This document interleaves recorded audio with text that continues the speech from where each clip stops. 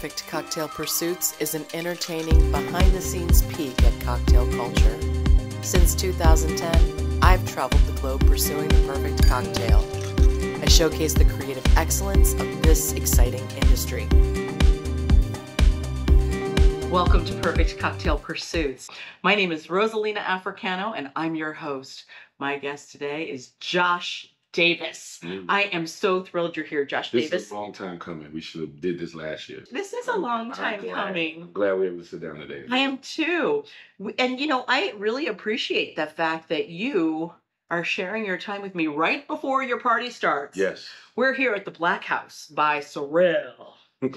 All black everything parties on Friday, but today is Brown and Balanced. Yes. It's about to go down. All the way down. Yes. We might get put out.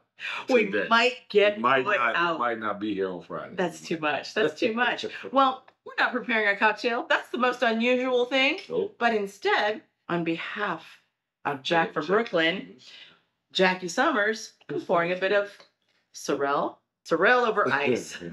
Sometimes, though, we love cocktails, but sometimes the best things are just enjoyed alone. The nice thing about Sorrel is that it's easy to sip. Mm-hmm. Let me sip this right here. Yeah, let's put it right product placement. Actually, let's do this. Oh yeah, Brown and Balanced and Sorrel all in one place. All together the same time. Let me introduce you properly. Cheers. Cheers. It's a pleasure to have your company. It's been a long time. Oh. I'm honored. Josh Davis. Yes, ma'am. Is not only a fantastic bartender in Chicago. Yes. But he's also the person who is responsible for Brown and Balanced. What's your role there? I'm the owner, founder, jefe, CEO, overlord. I wouldn't have remembered that, so I'm so glad you made that clear. Whatever you want to be. The person that makes the wheels turn, that is I. That's you. That's you. Okay, so we'll talk about Brown and Balanced for a moment, but I want to tell you how I had the opportunity to meet Josh Davis. Long time ago. It was 2010, 13 years ago. Yep. I went to Chicago to connect with some Seattle friends. I believe that it was Mike. It was Mike Costin. And Dragos. And Dragos, who is the creator of Novo Fogo. I had to hang out with Dragos last night. Oh, you did? Yes, so you'll have to tell them we're talking about it. Definitely. Anyway, I was with them, and that's how we met, was through friends. Mm-hmm. And he was so hospitable, Josh, was so hospitable, and took me around to the swankiest bars in Chicago at the time. That was a good night. I think we went to the Aviary. Yep. I think there was a basement bar as well. I took you guys to the cocktail bars first, and then I took you to the neighborhood bars after that. Exactly. I think the last bar we went to was, we went to Beef and Brandy. Okay. On State Street, which isn't there anymore. It was in the basement of the Palmer House Hilton. It's not there anymore. But that used to be like the karaoke after work. $5 Long Island bar. So it was like a contrast, right? We went to all the cocktail bars first. Right. Had all the frou-frou and all of the pomp and circumstance. Exactly. Now let's get to some drinks after that. That's right. And the last place I took you was Spectrum. That was such a special night for me. I may have had a cocktail here and there, but what you showed me was how grown and sexy cocktails are. Cocktail culture is. Since then, that same year, I started Pursuit of the Peacock. I remember. And Peacock stands for Perfect Cocktail, and that's way too many words, which is why it turned into Perfect Cocktail Pursuits, which is this interview program that I started last year at Tales. But because of your influence and going around Chicago and having a chance to really be exposed to the grown and sexy cocktail scene, I decided cocktail culture is for me. This is my jam. And so I travel the world drinking the best cocktails, visiting distilleries. I interview people who write cocktail books. Yeah. But I give a huge amount of credit to you for influencing this path for me. It's really special to me that you're here. I appreciate it. Thank you. Well, cheers to that. Cheers to that. I've been looking forward to telling you this. I know, don't cry. But I've been looking forward to telling you that here. So what's funny is Ariel Neal Yes. She told me y'all had the same conversation about maybe 2 weeks before Tails. And she said, as soon as she sees you, she's gonna tell you that. I was like, I don't for me, I never got into this to try to inspire anybody. I never got it to have people talk about how great I am. Because I don't care about stuff like that. What I care about is seeing people who look like me thrive. And that's all it's about. So I appreciate you telling me that. I'm learning how to accept the flowers. Right. But I feel like you were already destined to be great anyway, because you were great before you met me, and now you pivoted into a new role, and you're gonna be great doing that as well. Well, you rock. Thank you very much for that. So let's talk about Brown and Balanced. Yeah, How long ago was Brown and Balanced formed, we and are. why? We're now at 6 years You're at 6 of years. Brown and Balanced. It really was just. I didn't see enough people that look like us in positions of power and influence.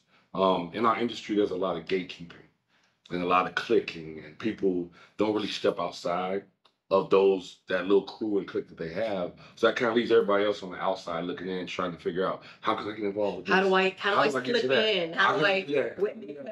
and And people that look like us, especially, really feel that twice as hard. right. So I've been blessed to be around some great people: Jackie, Clyde Davis, Charles Hardwick, like Giuseppe Gonzalez, Nectali, Mendoza. I've just been blessed to have some really good role models in this industry, and they always poured into me. And I said, well, I need to pour into the next generation, because what's the use of having all this knowledge if I keep it to myself? Let me share it with others that need it. And from that, August 31st, 2017 was the very first Brown and Balanced at Shoals in Deep Ellum in Texas. It was a black owned bar.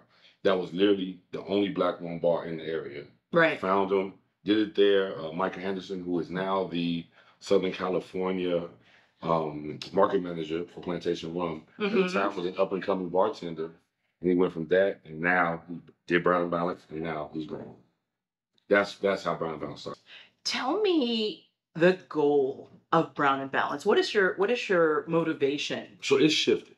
Originally, the goal was just to throw a really dope event that features black and brown people. Right. That was it. I had no plans outside of that. Right. It was just like, hey, we come to these events. We go to Tales of the Cocktail. We go. Remember Manhattan Cocktail Classic. We go to that. San Francisco. All these different cocktail weeks. Portland Cocktail Week, and there isn't any one thing that's catered for us.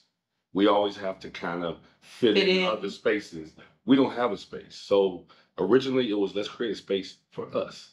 Let's make, and I hope this doesn't get you canceled, but let's make the white people uncomfortable for a couple. Let's make them uncomfortable, because when we go, perfect example, and I love Lush Light Productions. They've done a lot for me professionally, personally, and all that. But when I first started going to Camp Run Amok back in 2014, there was nothing for black people to relate to at Camp Run Amok. The very first one I went to was only 7 black people there out of 300. Wow. You know what I mean? So with me working that with sounds them, like Princeton back in the day, or Harvard back in the day. Exactly. So for me working with them and creating this space through Brown and Balanced, now you see it's a little more even, and everything's a little more inclusive. It's not gonna always be perfect, and nobody's gonna always be happy. Somebody's gonna be upset on whatever side they're on. Right. But now we at least have a space. So now at Portland Cocktail Week, there's a Spanish pop-up that's like a Brown and Balanced. So now they had a space. And then this year at camp, it was during Pride Month. Now LGBTQ has a space. And I like to see everybody have their space where other people have to fit in. And that's really the big thing about Brown and Balanced. And that's what it was created for. Well, that's also the reason that the Black House was created by Jack from Brooklyn, Jackie Summers. He strongly feels, as a community organizer, that we need a space to be able to network with one another, to be able to promote each other's businesses, to be able to grow and flourish together. Absolutely. And I'm all in. Same. I'm here. Same. I'm all in. As soon as he called me, I said, all right, I'm doing it here. Yeah, exactly. That's easy. But to go back to the point of the goal of Brown and Balanced, it's not shifting though. I'm moving away from it just being a party, and I want it to be more of a lifestyle. I want to get into mentorship outside of our industry. I got a bit of a tailored checkered past. I've done some things in life that people don't always consider the greatest, but I want to be able to help guys in my position. I didn't have anybody when I was 18, 19, 20 to show me the way. So now I'm starting to work on how Brown and Balance can go into the juvenile centers. We can create in halfway homes guys that they're not going to sit behind the desk all day. That's just not them. They know how to hustle. Well, what better industry to be in? To be in, but the booze industry for sure. It's a hustle. It's a hustle. All it is. That's what food and beverage can be. You brand yourself and you hustle and your product, which is you.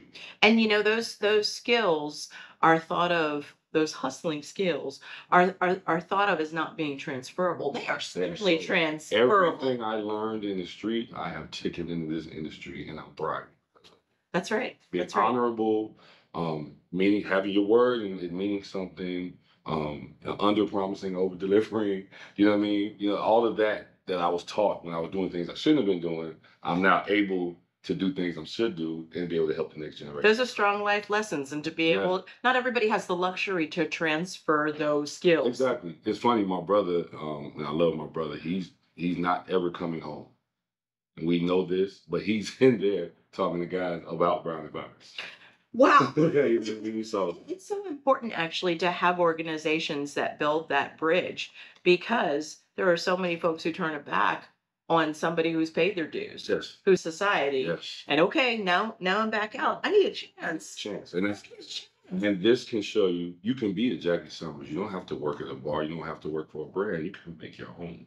Yes. You can figure out a way to do your own thing. You can be a Josh and have an organization that just does things in the community. You can be a Teray that helps mentor people. You can do anything in this industry. And that's the one thing I want people to start to see, because a lot of young bartenders look at the hustle aspect of it, but they don't look past that. They just want to be the best bartender they can be. But my thing is, how about just be the best hospitality professional you can be? And there'll be doors that'll open up that you never knew were there. I never knew I would be sitting here with you doing an interview about my company. Certainly. Never had a company before. Right. You know what I mean? Well, you know what's interesting? I had an interview with Eileen Wayner, who's the CEO of Tales. And we had this great conversation about the fact that bartending and fine dining and hospitality doesn't only have to be eat what you kill. Yep. I mean, you go home some nights, you make bank. You go home some nights and it's a rough night. Absolutely. But the reality is, those skills that you hone in hospitality, behind bars, waiting tables, being that problem solver, being resourceful, then translates into the corporate environment in the spirits industry. And it's important to have mentors who can bring you there. Absolutely. You can't be it unless you see it. This is true. So, and the good thing when you see it, when you see people who can be authentically themselves. Yes. That's what I appreciate the most. Every young bartender that reaches out to me, I'm Josh. I'm going to be Josh. You're not going to get a suited up version of me. You're going to get who I am every single day of my life. And that's the one thing that I love about Jackie and some of these other guys, yourself. Everybody is who they are. So that's right. It makes it easy for us to be able to communicate. Very easy. You know what I mean? And build and do things like this and build communities. Right. We're all right. aligned in that way. Exactly. This is Perfect Cocktail Pursuits. And let me tell you how thrilled I am to have Josh Davis as my guest. Right. He is not only all of those things that he said earlier with Brown and Balance, he's also my friend. And I'm delighted to know you. And I'm so delighted that you really gave me exposure to the cocktail industry, because I feel at home here. You are. I am. You are. I am. I'm part of it. I mean, you come from service as well. I do. In your other industry. So it's almost a seamless transition for you. Exactly. Anyway, thank you for joining us. It's a pleasure for you to join us. Cheers. It's almost B&B time. It's almost Brown and Balance party time. Which means champagne shower coming. I can't wait. Thanks for joining us. Bye.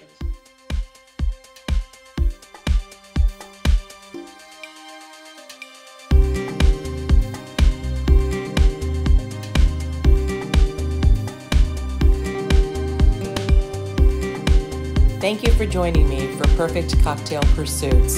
If you enjoyed today's episode, let's connect.